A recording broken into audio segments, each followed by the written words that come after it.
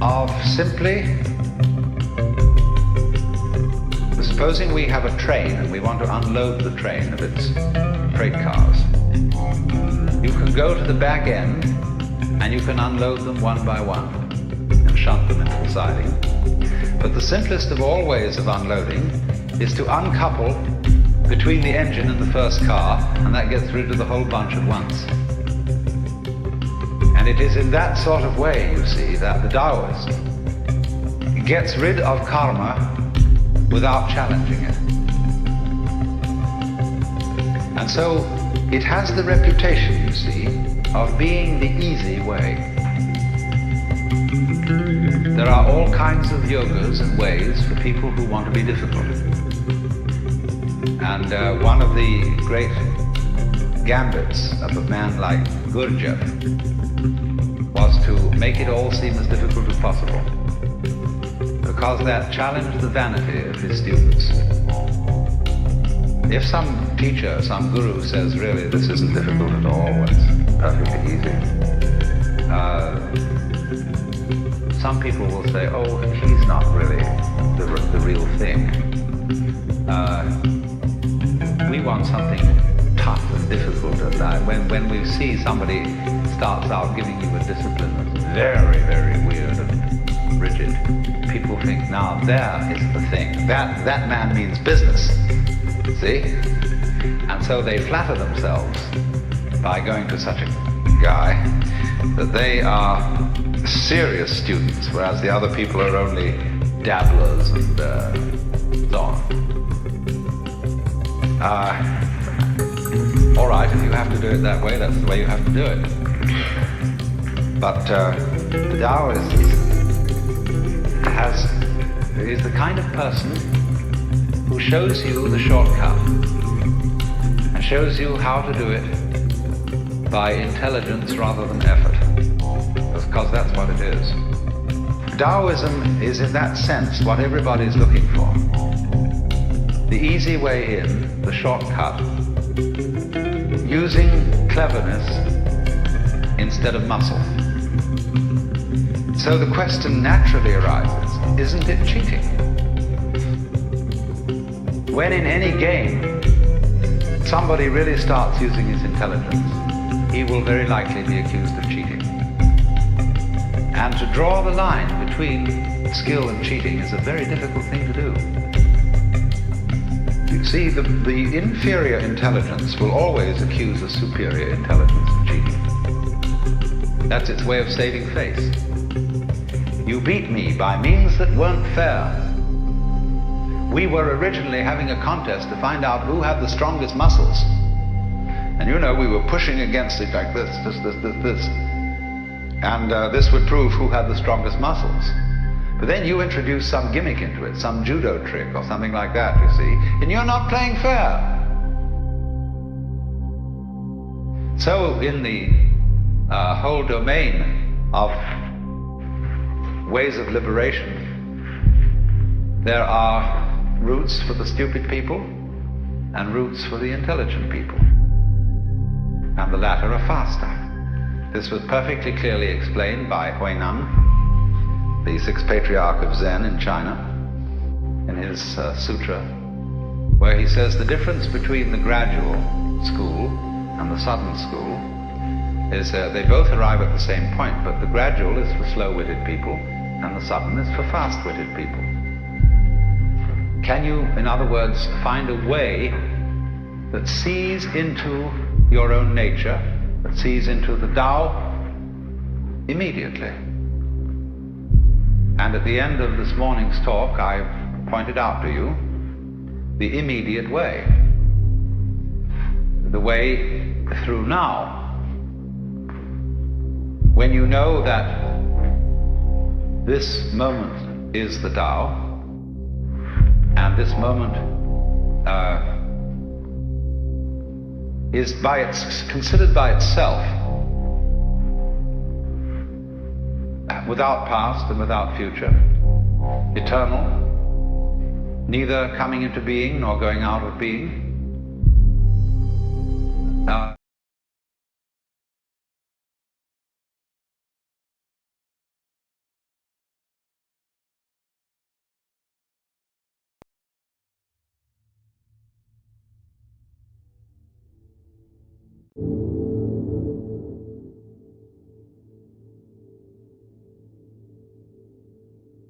Hello, check. 1 2 1 2. Can you guys hear me? What's going on? I'm very upset that I couldn't be here yesterday for Ryan's stream. I felt bad too because like that was the whole thing. I wanted to maintain consistency for those streams because not to make it harder on Ryan. Because doing collabs like that, it's already like iffy. But when one person can't show up a couple times, it's not a good situation. But I just couldn't. I mean, I texted him and I said, hey man, I'm going to show up for the stream. It's just I can't have my camera on and I'm probably only going to be there for maybe 30 to 45 minutes to, chat a little bit and then obviously do the giveaway. But he was like, nah, we'll do it next week, man. It's good. Don't worry about it. Because the night before, like, I was just having cluster headache after cluster headache over and over and over again. And I got like little to no sleep and I was just feeling like absolute shit. So, we just decided to kind of skip it this week. Feeling a little bit better today. Just getting through it. It probably wasn't the best idea to, try to do the weight loss thing and then on top of it, immediately turn around and during that same process, also quit nicotine. But, I'm feeling halfway decent. Obviously the nicotine withdrawals are getting to me a little bit, making me a little bit on edge, which you guys probably saw from last live stream, me snapping at somebody. But I'm under 200 pounds now. I started out at like 220. So to be under 200 pounds is pretty good, feeling excellent. Let me go ahead and turn the screen on. Where'd my camera go? What the hell?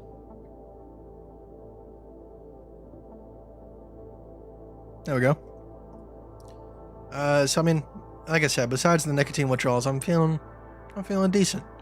This hoodie that Johnny Crypto gave me, like the past like couple months has not fit that well, but today I popped it on and it feels nice and snug. I still feel like I'm a little bit too big for it, but it feels a lot better than it did before. So glad I can fit into some of my nicer clothes. But let's go ahead and talk about the market. So on Monday we pretty much called this. All right, like I said, I'm still very, very bullish, but we saw this pullback coming from a mile away. All right, if you're surprised by this, I don't know what you're doing with your life at this point. All right, get your shit together. Now the question is it going to stop? Like we told you guys before, right here was the ABC setup telling us that there was a probability of us seeing a pullback. So we had the larger ABC structure, and then on top of that we had the smaller ABC structure towards the top. Now I know it could have been very confusing for just a momentary space of time, but it really shouldn't like disrupt your entire emotions to the point where you can't trade properly. I get it. When we first came up in this region right here, we had the first smaller ABC right here. So you set up your if this and that statement line, which is still the line that I took the trade off of. I did not attempt to get the higher position right here. I still used the same line. So I think I got stopped out maybe 2-3 times off of this trade for BTC. And I took my profits last night. I forgot where I took my profits. Let's go ahead and check real quick. But I had a hedge position on Ethereum and I had a hedge position on BTC. And I took my profits at 41,567.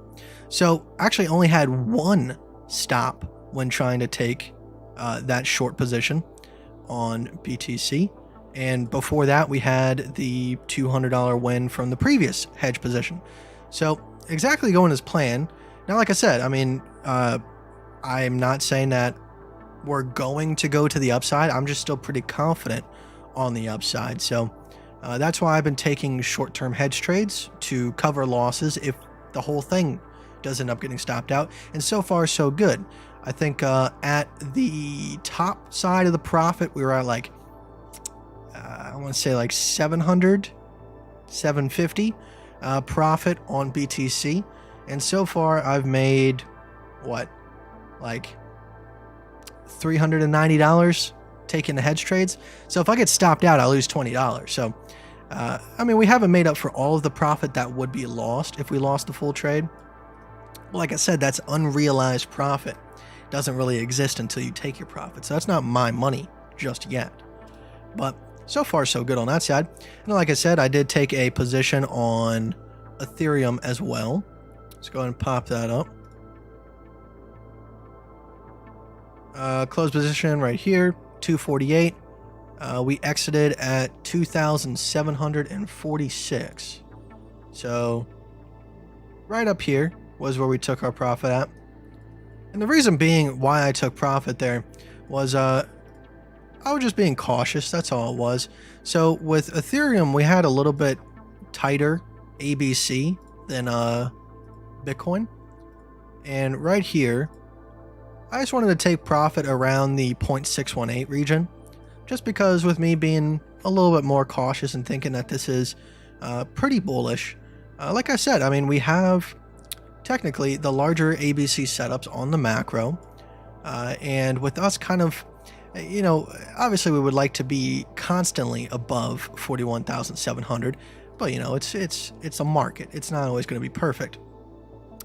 But with us hanging around that area, which, you know, is the most important area at the moment right now to be consistently testing and hopefully solidifying support at, we have the perfect setup for some bullish action, especially with Ethereum and BTC forming these 1-2 structures that we see in Elliott wave. Now, it could be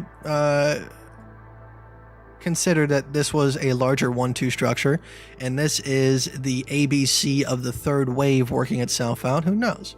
But either or, both of these targets are calling for the 54, 56K region, which, like I said, 52K is what I'm shooting for. Obviously, it's nice to have targets above what you're shooting for, but that's realistically what I'm targeting. Now, like, I can't deny that we're not going to see maybe some continuation in the pullback. You know, technically, usually we don't see any stop in momentum until around the 0.382 region. So there definitely could be some more, but considering the fact that Ethereum is already pretty damn close to the 0.382 region, Sushi, for example, as well, pretty close to the 0.382 region. Let's check out the US 100. US 100 is, looks like it's just above the 0.5. Pretty much at the 0.5, so we're close to the 0.382 region. The SPY, you know, everything's still above its A's on the US 100. So this could be definitely seen as a retest of the macro A on the US 100, which that's exactly what we want. Build up a 1-2 structure, get an uptrend going out of a bullish correction of a downtrend. Exactly what we want to see. But that's pretty much it when it comes to the big players. Now, LTC, I did want to try to find a position on it. So I am waiting for maybe something. If we can get a little bit closer, maybe to like this region right here, 100, I do want to hop in. I've really been neglecting LTC, but it's definitely something you want to have on your radar at the moment. I do have to say that. I have my previous position. I bought a pretty sizable amount coming out of one of the bear market structures. I think my buy-in point was $62. And it was something like a bullish pennant or something. Let me see.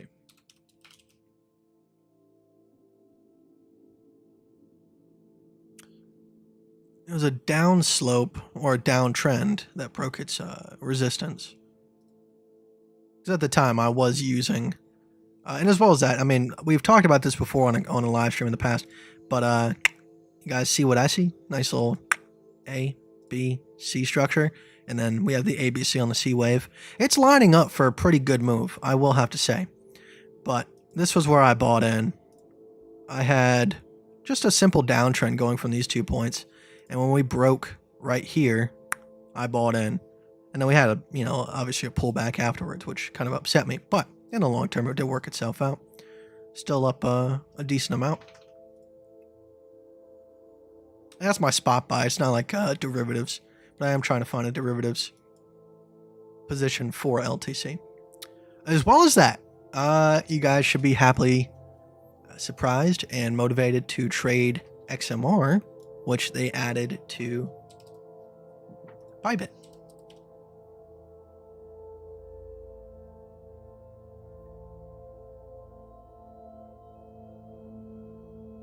I don't know how long it's actually been on Bybit. Okay, it's been I haven't noticed, but it's been on Bybit since January. I really don't pay attention to like any of the newsletters where they tell you what coins they added, because they're adding so much nowadays that I find it ridiculous to keep up with, where coins that actually matter to me slip through the cracks. But I'm very happy to see XMR on the list right now, and definitely looking to trade it. I mean, at the moment, I can maybe see a position opening up right here, but it does need to come down a little bit lower so I can get that buy-in point right there. But no rush. So yeah, that's pretty much it. I'm in a long on sushi, which I already got stopped out once today, so not a whole lot of high hopes. Like I said, there is more possible downwards continuation. It's just I don't really care. Someone messaged me in the group today saying, like, are you going to take a short, if we get past a certain point on BTC? And I'm like, no. I mean, I've been clear with what my plan is. And don't feel like you have to trade exactly how I'm trading. I mean, if you feel like things are going to dump and you want to take an ABC position off of BTC, that's perfectly fine. We got our own decisions to make here. So he was talking about this right here, which is a completely valid position. I'm not saying that it isn't. I'm just saying I'm going off of the larger ABC structures and the US 100 and the SPY, all kind of correlating to maybe that the markets are seeing the end of this pullback. And I don't really need to have like a legitimate reason for that. I see it in the charts, and I'm willing to play it. I'm sure there's a lot of people that did not catch any of this long position because they were so solidified in the fact that, Ukraine and Russia are at it right now and the world's in distress and all this stuff. And they didn't ever conceive that the market could get bullish all of a sudden. It just doesn't make sense to them. To me, that's why do you take into account world events? Absolutely. But if you're a trader, you need to play the probability setups that you have planned on playing until the end, until they have proven that they do not work, which at this point, they have not proven that. Has there been shitty times in the market? Abso-freaking-lutely. But that's just how it goes. Have I, and a lot of it comes down to personal decision. It really has. Like, we've had these good setups here. Now, I was fortunate enough to play this setup on people in correlation to BTC and made a lot more profit. But there's stuff like this where like we had the ABC setups and I just didn't hold on to them just because my personal opinion was it wasn't a big enough of a structure, which is how it goes. But that's why I did not make the same mistake with this one. I could have said, hey, this was not the big enough structure just like that one, but instead I held it, and so far it's paid off enormously. We've taken both of these hedge positions on the way up, which were very clear and precise. This one right here was clear as day, and I didn't get stopped out once. We had A, we had B, and we had C right here. Let me go ahead and go down to a smaller time frame. It was a very clear setup. We had like one little retest right here, and unless your stop loss was like 0.05%, you weren't going to get stopped out. And we came down pretty much exactly to the 0.441, 0.382 region. But, it wasn't exact, but we were close enough. That's why I did take profit a little bit sooner over here, just because it's what I did right there, with this being a little bit more bullish. All right, let's go ahead and say hi. Enough explaining of the market.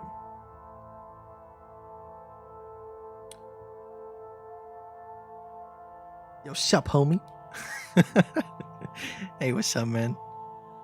You mean you didn't check the alerts at midnight when they add a new shitcoin? Absolutely not. Bybit, Bybit used to stand for something. Like, it really did. Like, back in the day, you know, a year ago, I could say if it's not on Bybit, it's trash. I'm streaming right now. But now, it's just every coin just has to send Bybit an email, and boom, it's on the list.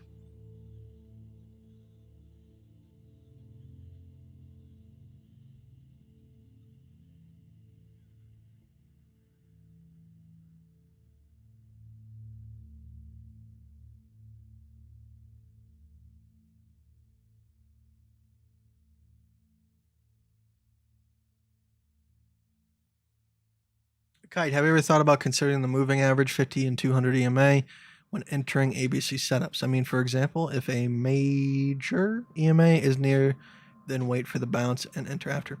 No, you can't. You can't wait for the bounce. It interrupts the entire process of what you're doing.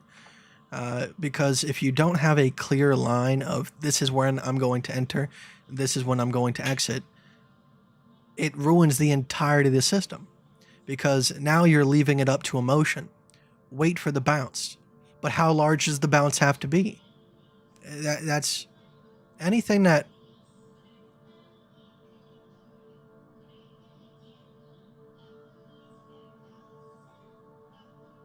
Sorry, it sounded like someone was outside with like a loudspeaker. That's tripping me out. Anything that requires you to, you know, infer the market. Now, like, I'll admit, like with ABCs, there is some of that.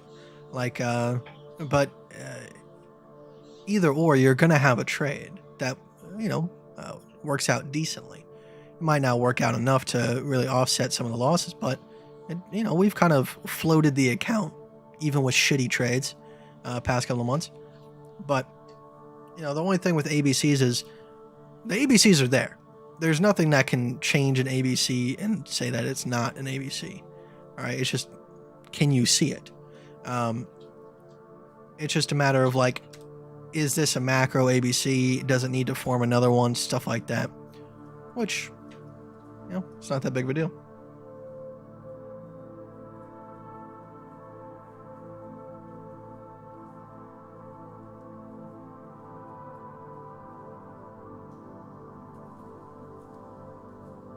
Monkey Momo, hello. Is that coconut water taste crappy? I don't think coconut water tastes crappy. I like coconut water. I used to drink a lot of Vita Coco. Is that what it's called?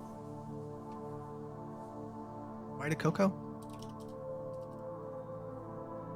Yeah.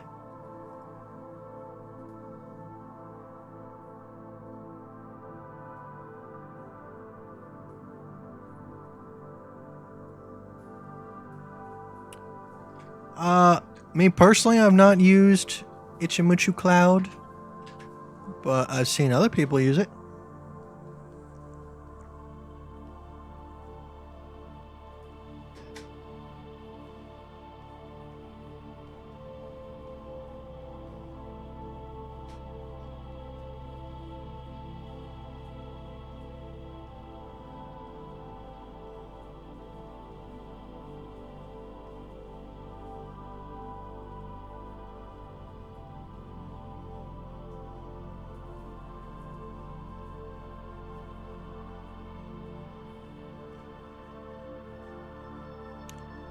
Right now, like, if you're looking for a position to get long on BTC, I'll be honest, like, I don't think there is one yet. I mean, you can make the argument, I guess, that this might have been a break of trend right here, but I don't want to lean too hard into that. There's definitely a possibility there. I'm just saying, like, if it is a thin market structure like this and you're going to play it, I would say use less risk. And the only time it really makes sense to use, the full capacity of your risk would be stuff like this, where it's a very, very distinct and clear change of trend. This one, not so much. It just looks like one continuous downtrend. Only reason why I'm long on sushi is not because of an ABC within this downtrend. It's only because we had a return to the original ABC right here.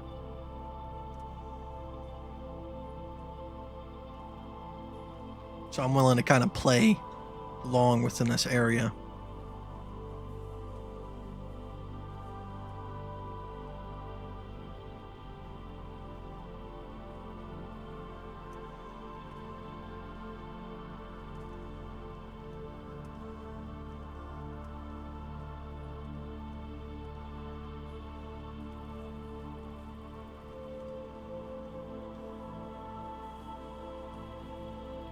So I had a question. Does taking LTC long and Luna short at the same time make sense? Can they move differently, or do they move together usually? So taking a short and the long at the same time, it's not like an idiotic move. I mean, for the past, let's see, for the past, like, 3 days, I've been long and short. And just because you're long on one coin and short on another, it's not a dumb thing, because you could be using volatility to your advantage. So, like, let's say on BTC that I'm macro long, and that's what my main opinion on the market is that the market is going to go up. So since Bitcoin is a less volatile coin, meaning it's going to take a lot more money to come into Bitcoin for it to 2x than, say, sushi. Sushi, we've seen it go 100% over the weekend, pretty much, before. So, I might be long on Bitcoin, but then I might take a short on sushi. Even though I think the entirety of the market is bullish, because Bitcoin is usually what the entire market follows, if there is a moment of weakness in Bitcoin, I can take a short on an altcoin that might see a lot more volatility and make me a lot more money short term. So that's where taking a short and a long on different coins is effective. You're basically using the other coin to hedge the other coin. It's not one or the other. That's pretty much it is. Now, if you're thinking that, like, LTC might go up and then this coin might go down, it can happen. It's just very rare. There needs to be, like, legitimately breakthrough news about either the technology itself or the company's gone bust. It needs to be something that is such a legitimate thing that it can really affect that specific market. It can't be like some bullshit Wall Street news article talking about, like, Bitcoin's used by criminals. It's not going to affect the price. But if they could, like, prove that Bitcoin can be broken very easily, stuff like that. It needs to be something extremely legitimate for the two markets to move separately. But pretty much the market as a whole, I would say 99% of coins all move together.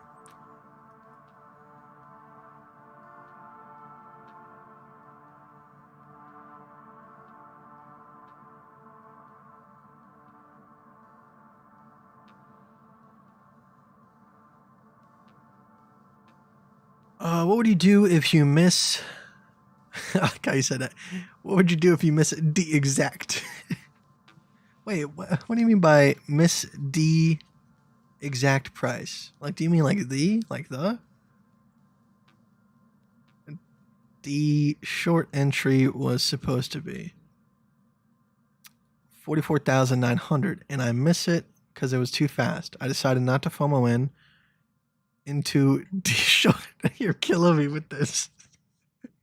And end up missing, what would you have done? So it depends. All right. And by how much have you missed it? So you're talking about this short entry right here, 44,000. All right. So, I mean, you could have done what I did. All right. I played this line, which was the original ABC position as we were making our way up to the upside. I played the $44,257 entry. So you didn't have to play this in order to make money.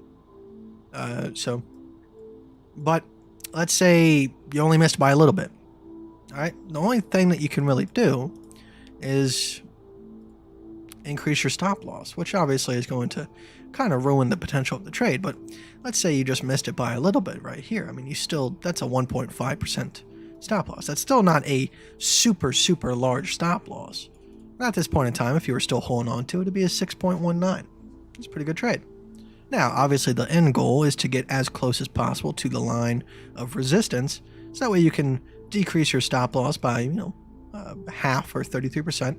And now, you get an extra, 3 risk to reward out of it, which can be, an extra 6% to your portfolio if you're using 2% risk.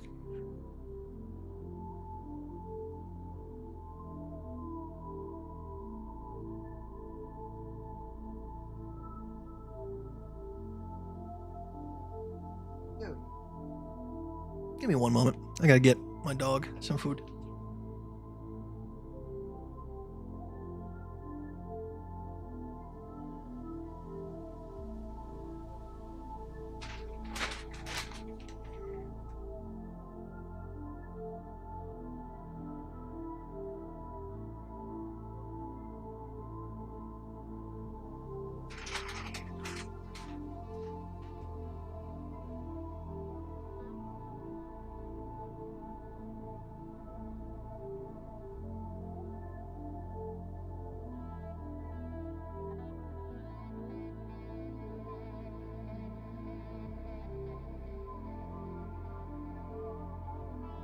I have a question. With using which technique did you make most of your money? Using leverage or DCA/holding? Using leverage.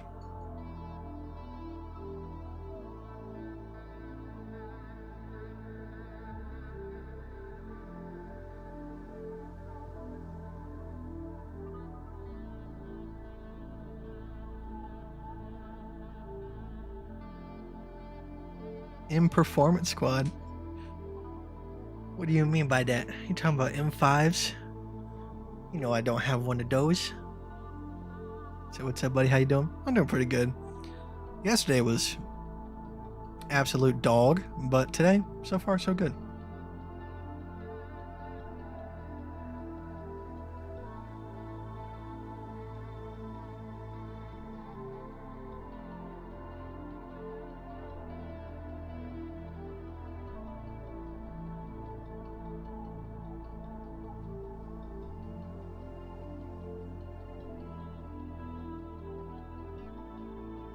Nah, I'm not buying a BMW. Not yet. Like maybe in the future.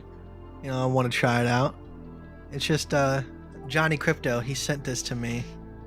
Trying to win my love towards BMW before I went and got the car I got now. It almost worked. It almost worked.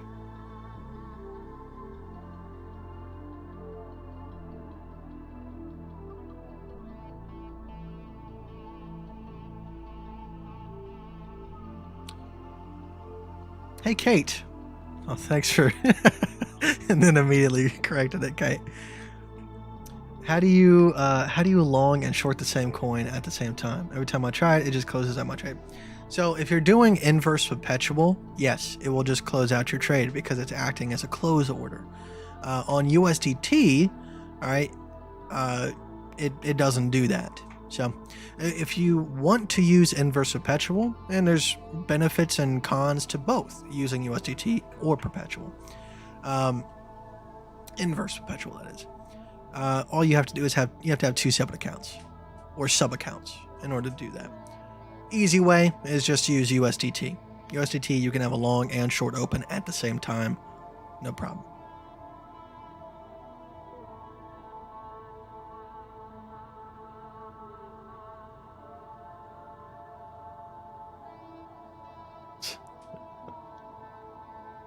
It's cheating?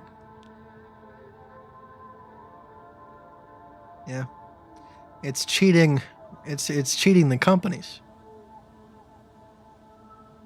Because usually, like, what companies want is brand loyalty. They want you to wear their shit, buy their shit, talk about their shit. But me, I don't care about your shit. I just like how this is a comfortable hoodie. That's what I care about. It doesn't matter if it says BMW and I own a Mercedes. Because I don't let products control my life. It's like those people that have iPhone and they won't shut up about how they have an iPhone. We get it. You have an iPhone. I have both.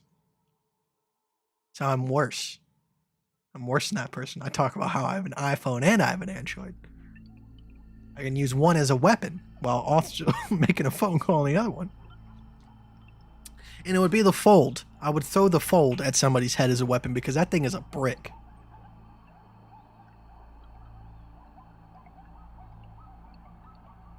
Can you imagine if the Batman showed up wearing Joker's outfit?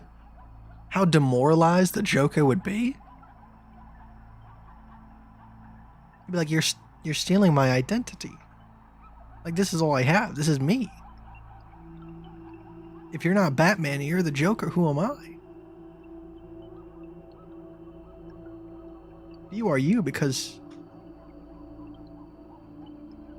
I am I. And I am not I, and you are not you.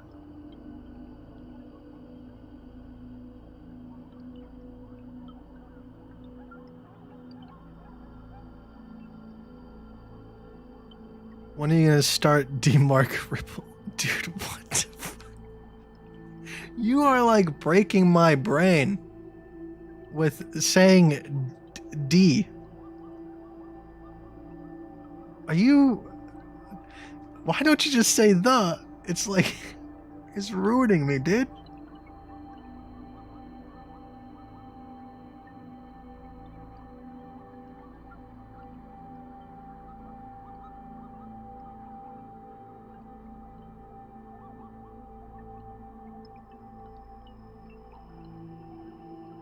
Dude, the amount of times I've done both. I have worn Adidas shoes with Nike socks, and I have worn Nike shoes with Adidas socks. And just to screw them both, I wear one Puma sock and one Adidas sock. If they're both black socks that are low cut, nobody can tell a difference. I wear long pants.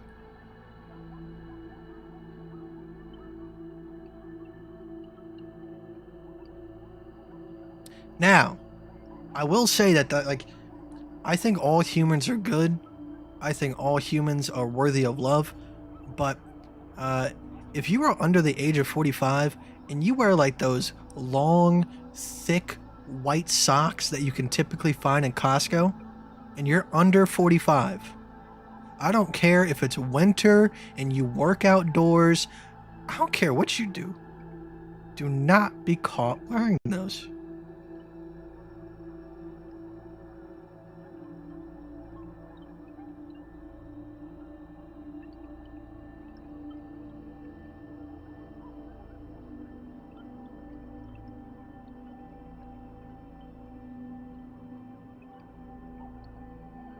Can't you tell the difference when you aren't wearing matching socks?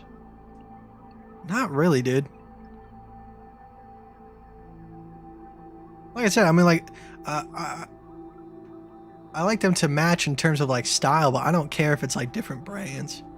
Like, as long as they're both low-cut socks, same color. I'm not a monster.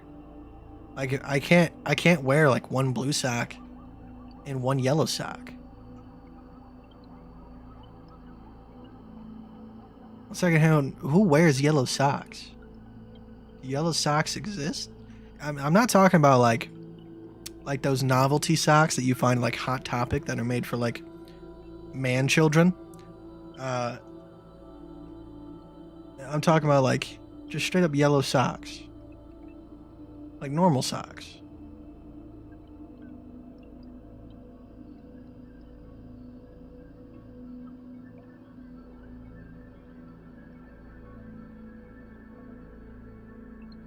Can you ABC off a smaller time frame if you miss your entry?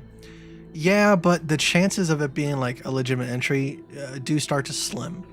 Like, I mean, the amount of times that you would have just been absolutely clobbered on the way down here. Now, the best thing you can hope for is that you don't have a return back up. But like right here, for example, like, you know, you would have had your first A and then cut to the upside, and you would have been like, okay, I have an ABC, and then, you know, it would have came back above and you would have got stopped out.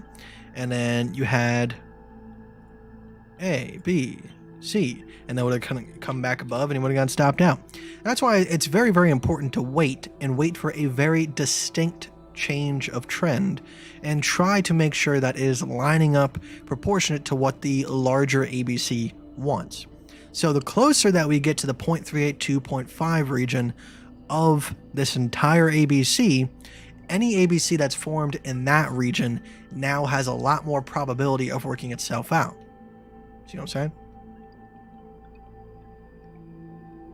That's what I was saying. SpongeBob socks are the hot topic socks for man children. I'm talking about like regular socks. Something that people just buy in like a 6-pack.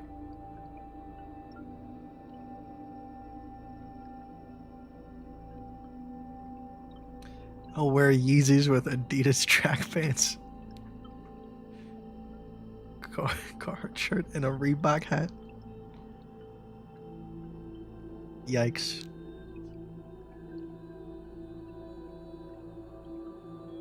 Did you start watching the new Viking series?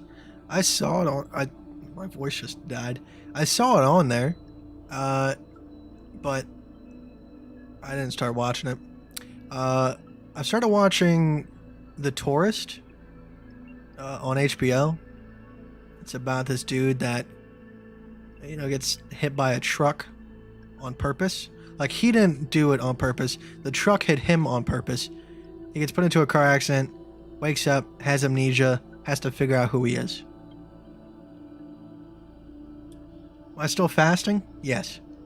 As of today, I'm down to like 198, 199, depending on when you catch me.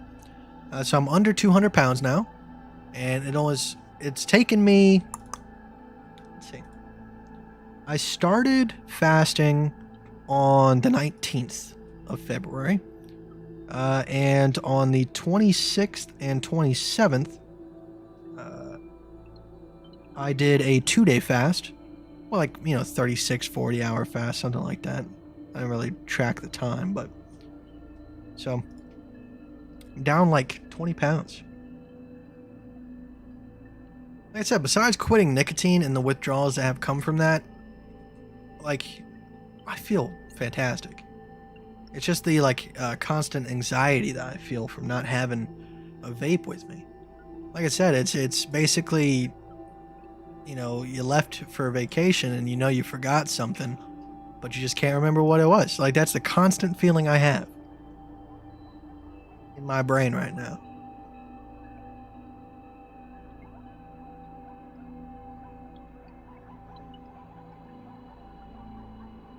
Whatever I wear, I never forget to wear underwear without any holes.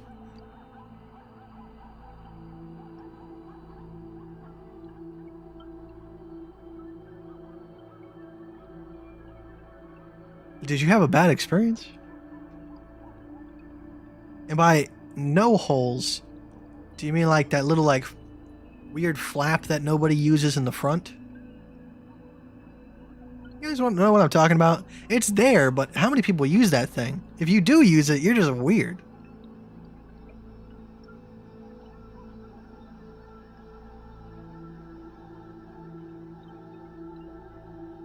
That's like the equivalent of like people that pull their pants all down all the way in public restrooms to take a piss. If you use that flap thingy on the front of your underwear, I don't know, but that's on like the 10 Commandments or something.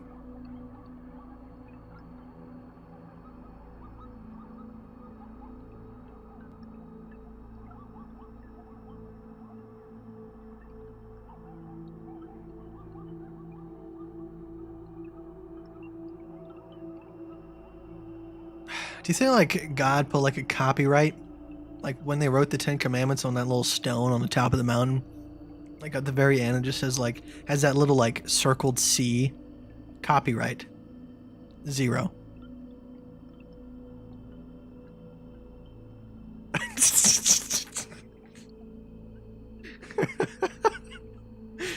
uh. He said, IDK, bro. Thongs don't have a flap.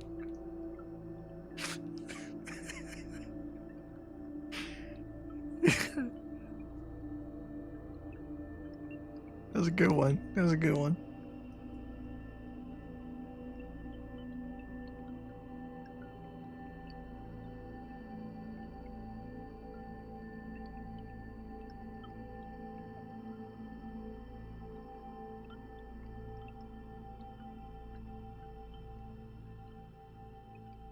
Is it easier to quit vaping this time? I want to say so because at least I had an expectation for what was going to happen. Now, luckily this time I didn't have like one certain effect.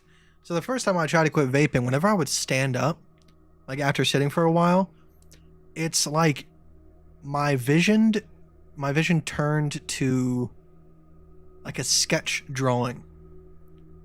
Like, if that makes any sense. Like everything kind of like had like this stenciled look to it. And that freaked me out. Didn't have that happen this time.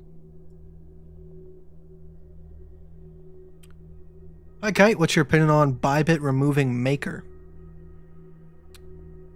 Are you talking about like the rebate fee? They removed that? Or I'm not too sure. To me personally, like, yeah, like it was a cool thing that Bybit was doing, if that's what you're talking about.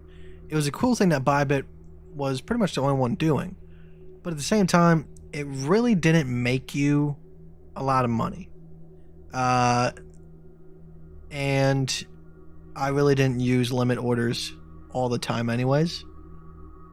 And all it really did was incentivize bots.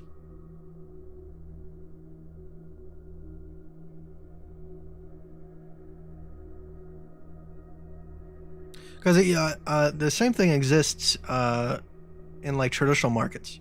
So like there's these bots that are programmed just to make trades that are bullshit. Like they're not trying to make trades that, you know, are looking to go long 10% or anything like that. They're just making these really small trades, like in between these like little tiny ranges. And they're just they can make like hundreds of trades an hour, probably even a couple minutes. And they just take that money off the top. So although like it was like a cool thing, I actually prefer them to remove that, to keep those types of bots out of Bybit.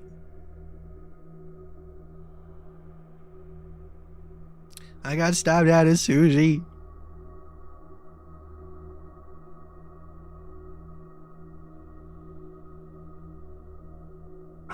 What the hell's happening? Give me 1 second.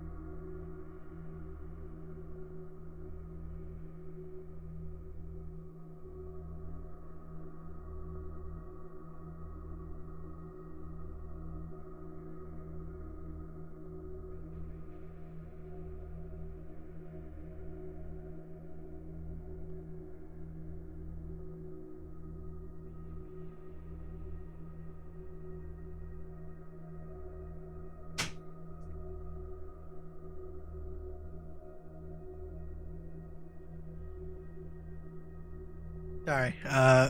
My sister was screaming at the top of her lungs, and because one of the cats brought a snake in the house, and it was like moving around the house.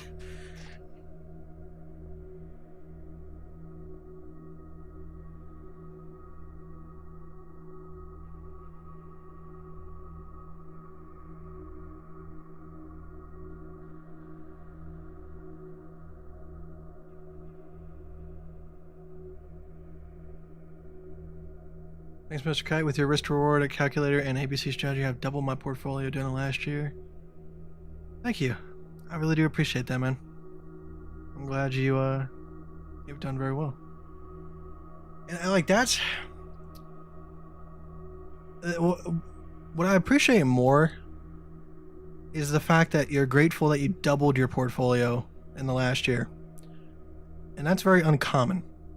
A lot of people, they're upset if they haven't doubled their portfolio this month. So I'm very happy that you found that success, not only in the account, but also in the mentality that you're approaching it with.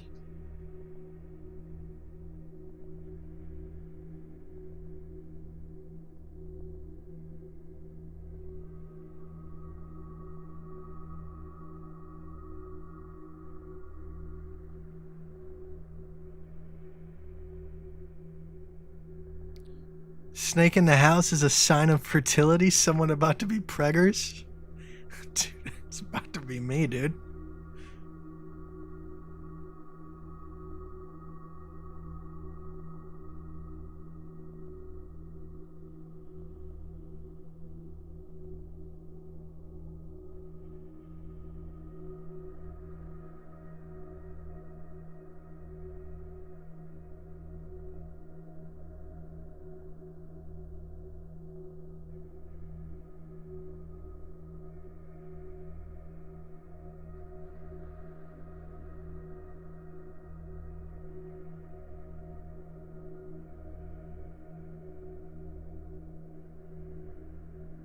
I'm planning on adding one ATR to my entry line in order to avoid the resistance that you sometimes find on the A.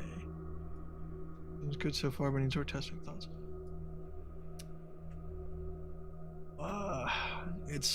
What do you mean by ATR?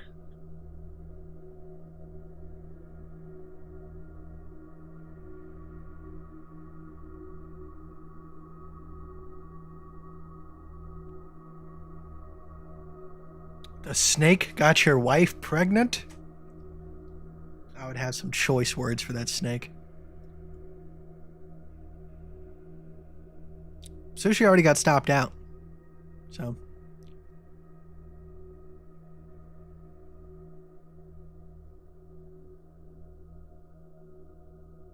But it's actually better this way because now, instead of just kind of playing that area, I can actually just play that line again. That's good. I'm just going to set up a conditional.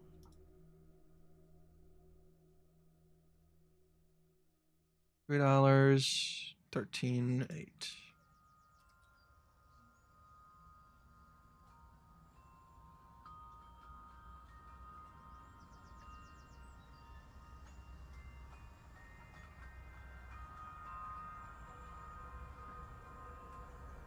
A what?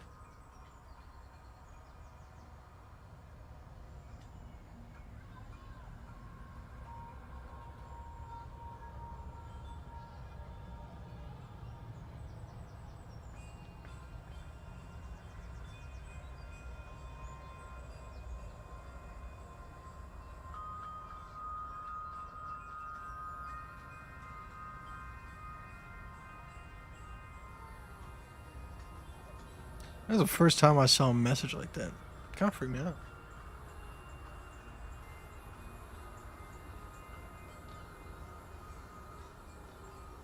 So, if you watch the progression of how my channel's gone, you can see how I actually got to ABCs.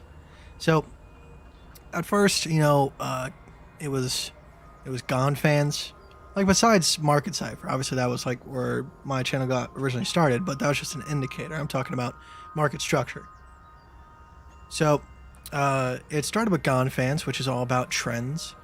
And then instead of trying to draw arbitrary lines that the market should follow, I drew lines that the market created in real time.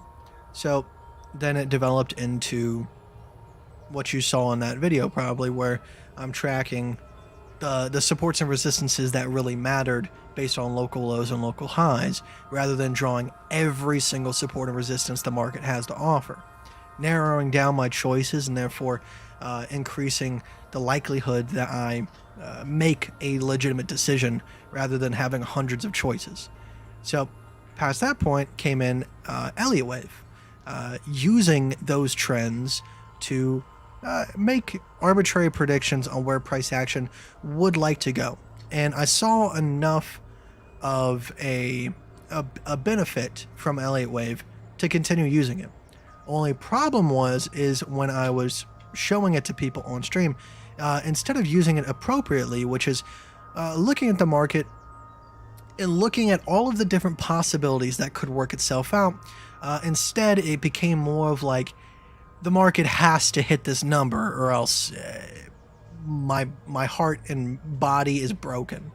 And I didn't like that. I didn't like that for anybody involved.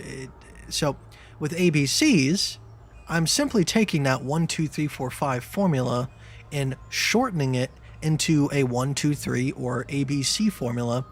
And instead of looking for exact numbers to be hit, I'm looking for generalized areas. So it's all a progression. That's all it ever was.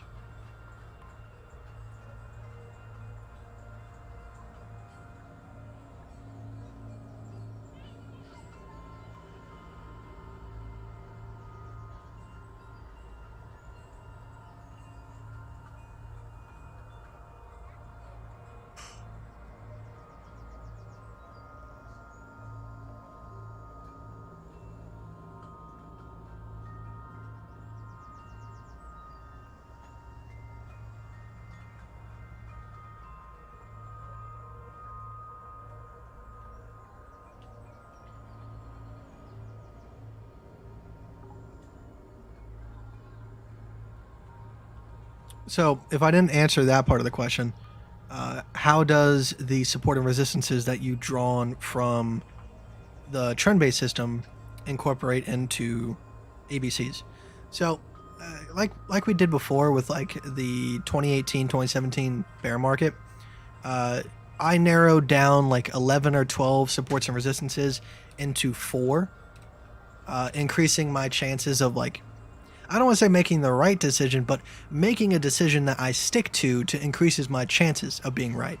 Like I said, when you have a bunch of supports and resistances, 1, which one do you take your trade off of? 2, where do you take your profit at? Because there's going to be so many in your way. At least this way they're spaced out enough to give you time to allow for profit to be generated if it will be generated. Now, instead of having 4 supports and resistances, I've narrowed it down to 1 that matters, which is my A. Obviously, I'm waiting for the C wave to be created, which all that is putting in a higher high or a lower low off of the A. And then at that point, it's done. It's created. So that's the progression. I've gone from 12 to 4 to just 1.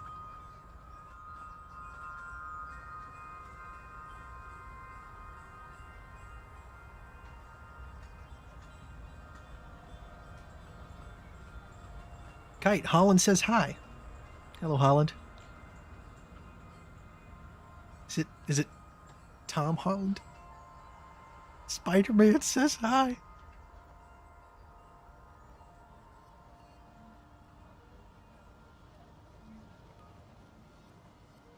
I know you mean the country. I'm just making a joke.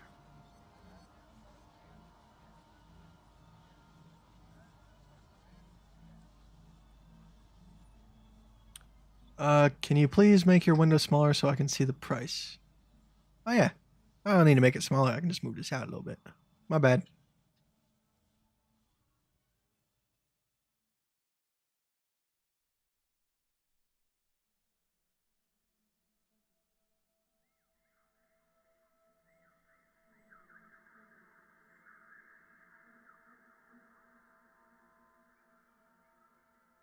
How do you decide where to take profit? Should I use the same R&R for every trade? Oh, well, I mean, it depends on the size of the structure. So if you have a structure that is tiny versus a structure that is large like this, obviously the larger structure is going to give you a higher R&R if you wait till a further price. The whole point is not to have a consistent R&R from every single trade to trade. If there is a trade where you can get more risk-reward ratio out of it, that's what you want. So, you know, for example, like let's say for a consistent maybe 2 months, I'm hitting nothing but 6 R&R trades. And my win ratio is not enough to really offset that R&R. But every once in a while, there might come along a trade that's very, very decent, and it might be a 15 or a 20 R&R trade. And those couple of times that it happens brings my average R&R up to a 7, 8, 9. All right? Because I think Trader Tom put this very, very well. And I think he was quoting somebody else when he said this, but you might take 99 trades that are just, but there might be one that's cha-ching. And yes, that is exactly how he said it. And I know it's very stupid to say that, but he's honestly right. There might be only one trade out of 100 that is an absolute zinger, and the rest might just be mundane. It doesn't mean that they're losses. It just might be that they didn't really add a whole lot to your portfolio. And to be honest, that's what the past couple of months have been for my personal portfolio. Not my main portfolio. I've just been holding macro trades on that and DCAs. But for this challenge portfolio, it's been nothing but mundane trades. Just a bunch of back and forth nonsense. But this has been the first couple of trades in a very long time that have been, I would say, zingers. Because, I mean, on BTC alone, let's see here. I was using like a 1%, 1.5% stop loss. At the very top here, that was a 22 R&R. Now, I haven't taken profits on it yet, and this could all be washed away. I'm not saying that it can't. But so far, I mean, we've made, about $500 just playing the shorts on the pullbacks. So it's been pretty good.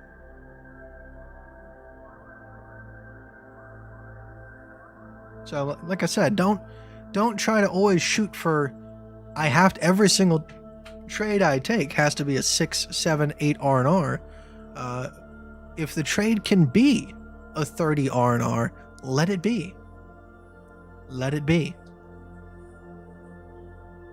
See what I did there?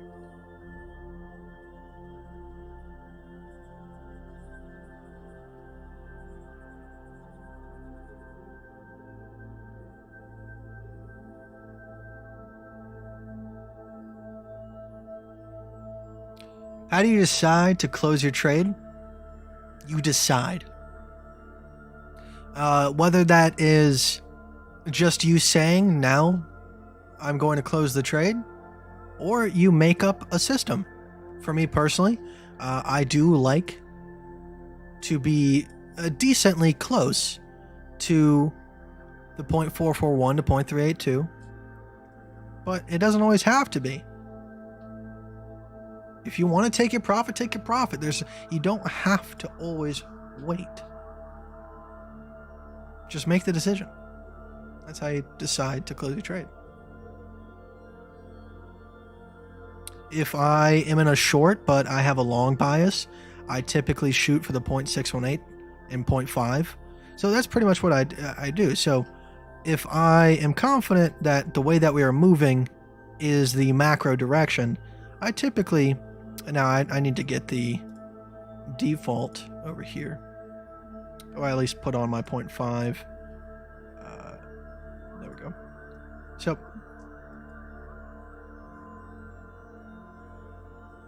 Let me get rid of the 0.441 real quick. So if I am short and I think that the macro direction is bearish, I typically shoot for this region. If I am short and I think the macro direction is bullish, I shoot for this region. So that's why I target the 0.441. It is the middle of optimistic. All right, if you were a full optimist, you would shoot for just the 0.382 because you think that we're going down and you want the maximum profit. If you're a little scaredy cat little baby boy, but you still thought that we were going to go down, you would shoot for the 0.5. Me, I'm a glass half full. Life is good, but it's not that good. So I shoot for the middle of optimism.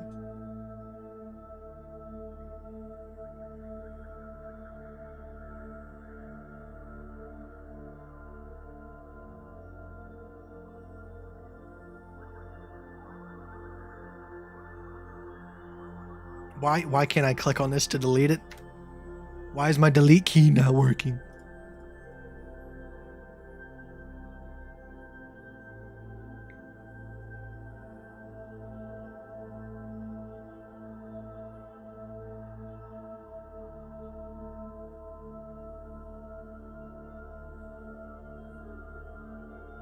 Do you set your take profit targets differently if you're wearing matching socks?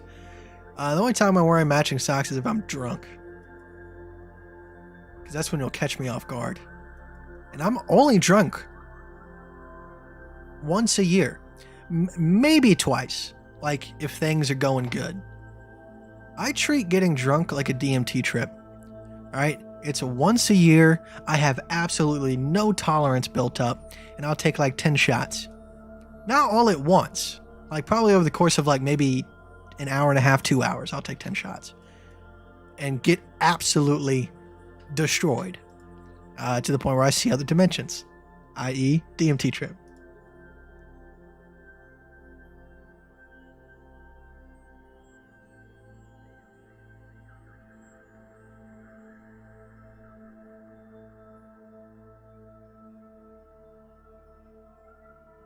Fish is about to bark. I'm sorry for it. Check XMR? Sure. I heard you put it in chat. It's at its entry. Oh, that's why.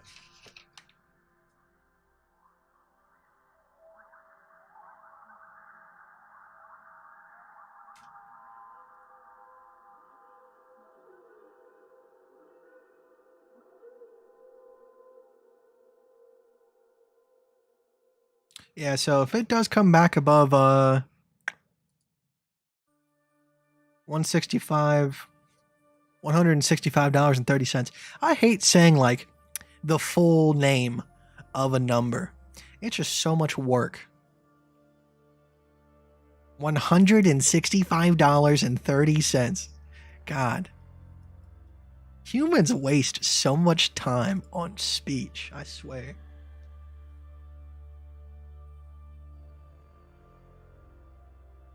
There's so many more important things, like inflection and intention, rather than all the jewelry that is words.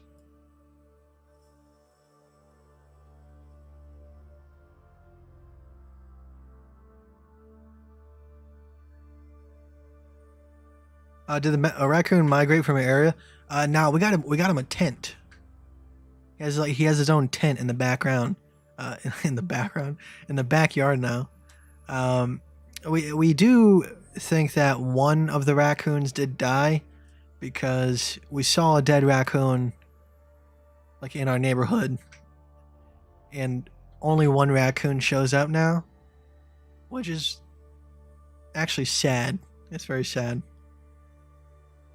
It sucks, man.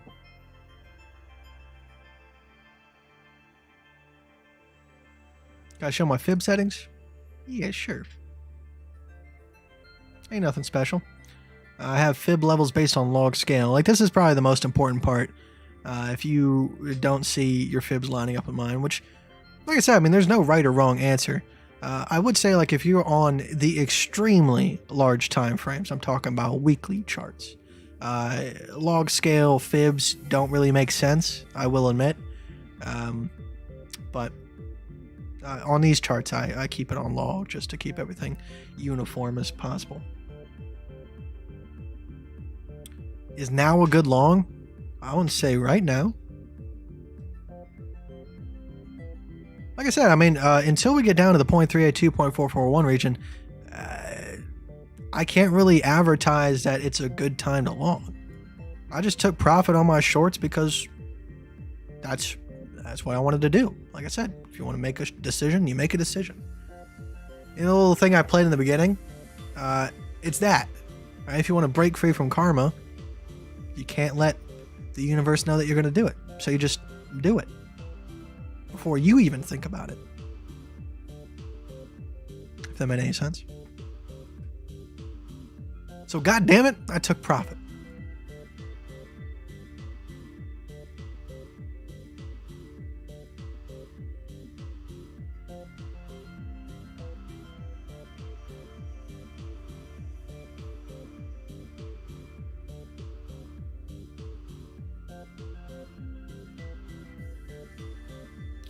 But to me, this is all one singular downtrend.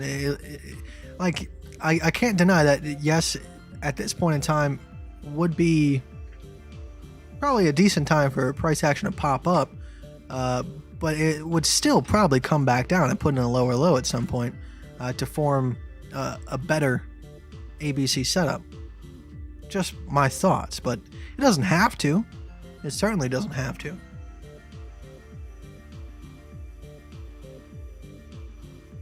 Can I check Luna? No.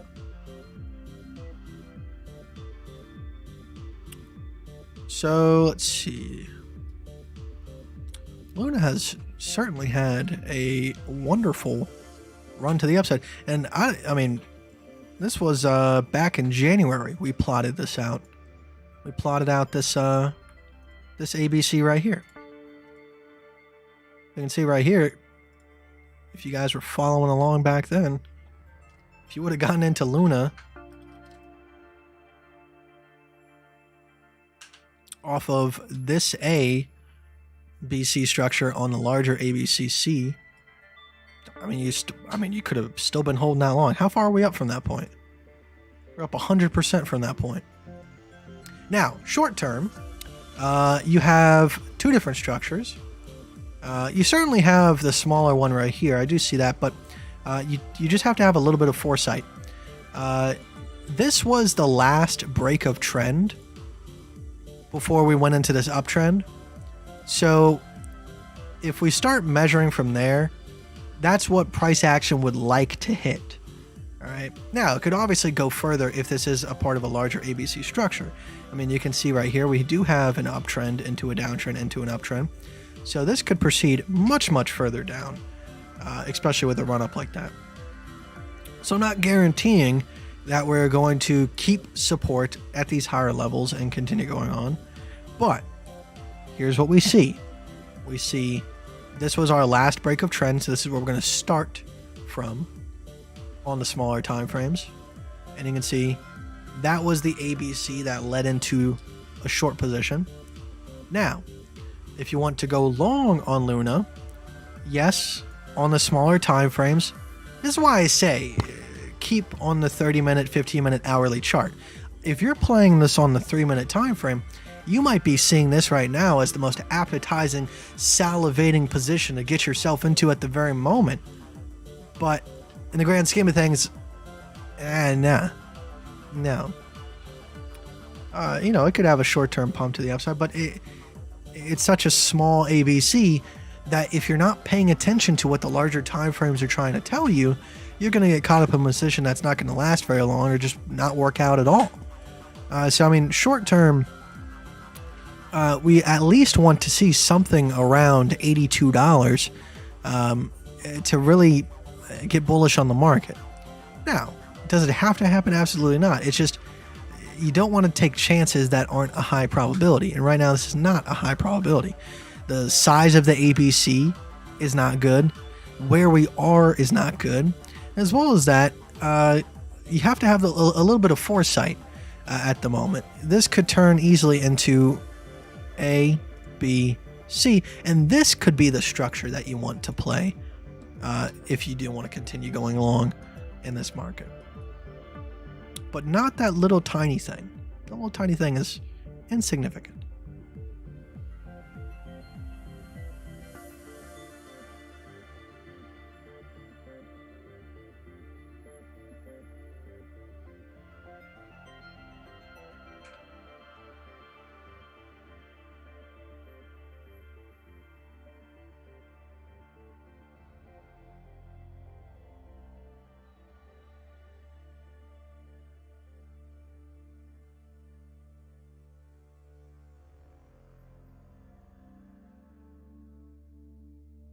All right, guys.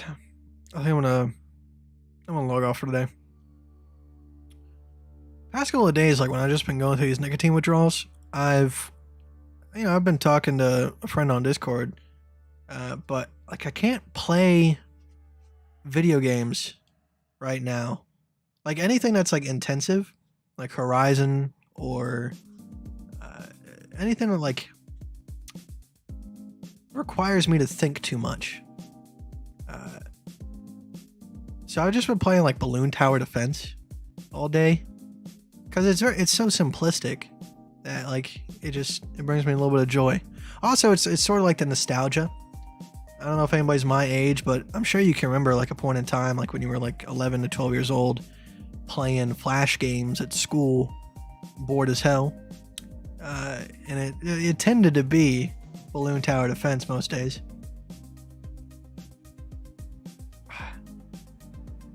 I wonder what that person was thinking about when they made that game. But I'm gonna get some food in me. It is my eating window, and yeah,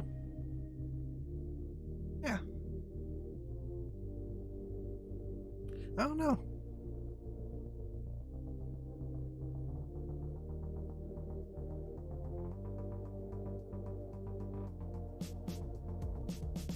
From now, a special agent will leave Moscow on the Paris Express. That agent will But very important. with that being said, let's go and select some songs for today's outro. If you guys want to listen to the full thing, I do highly recommend it. Also, Ram Ranch number 34 is pretty good as well. I can't play this on stream because I am almost certain they would ban me off of YouTube. But if you guys have time, I'm going to add this to the songs I played on stream. Go listen to it. Maybe not if like you don't like funny songs. And by funny, I just mean like fucked up songs. But let's pick something.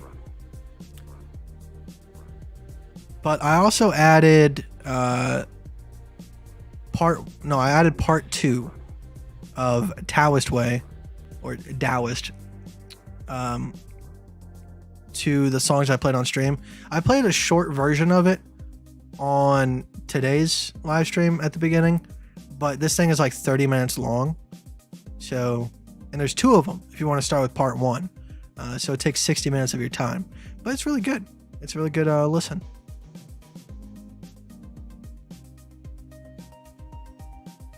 Also, just to touch on this, I did not know this until like I was 17. Ram Ranch came out in 2012. There is now 574 versions. Like actually different versions. I'm not talking about remixes. I'm talking about actually different versions of Ram Ranch, which I find absurd. So if you have time to listen to all of them, go ahead.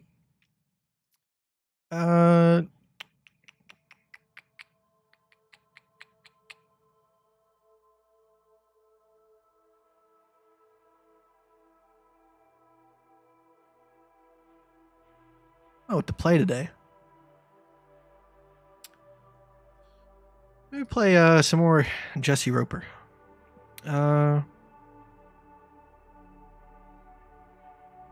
Actually, you know what?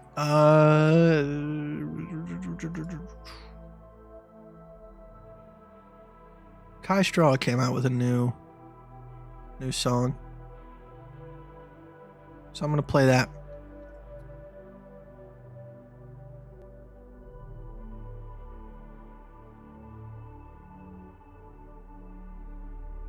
Alright.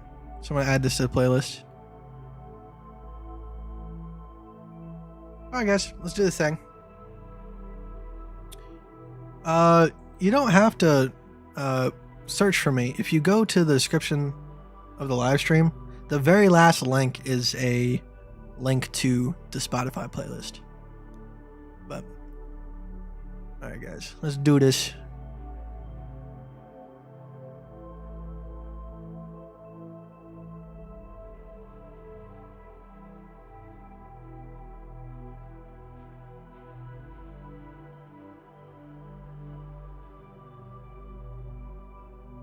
Bye.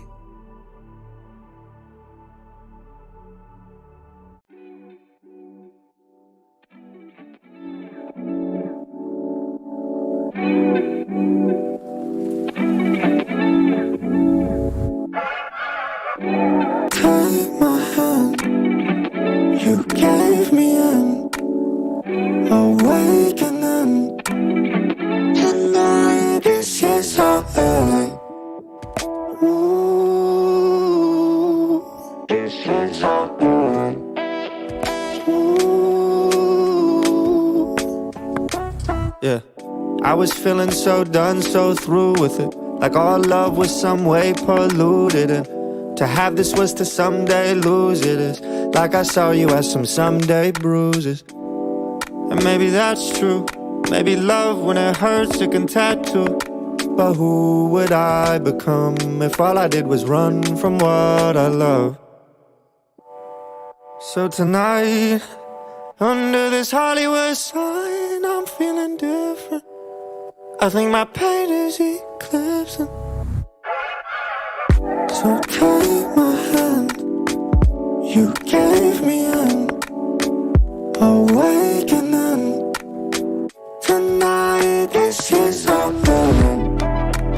Ooh, this is our burden. Ooh. Yeah. So I'ma run to what I'm scared of losing, yeah. I'ma believe when I can't quite prove it, yeah. I'ma try when they say how you should quit. And I'ma love, I'ma dare to be human. Cause when I have you in my arms, the past I'm attached to, it fades into the light as we stand above a concrete sky. It's like under this Hollywood sign, as we share these kisses, my pain is eclipsing. So take my hand, you gave me an awakening. Tonight this is our burden. So take my hand, you gave me an awakening. Tonight this is our burden.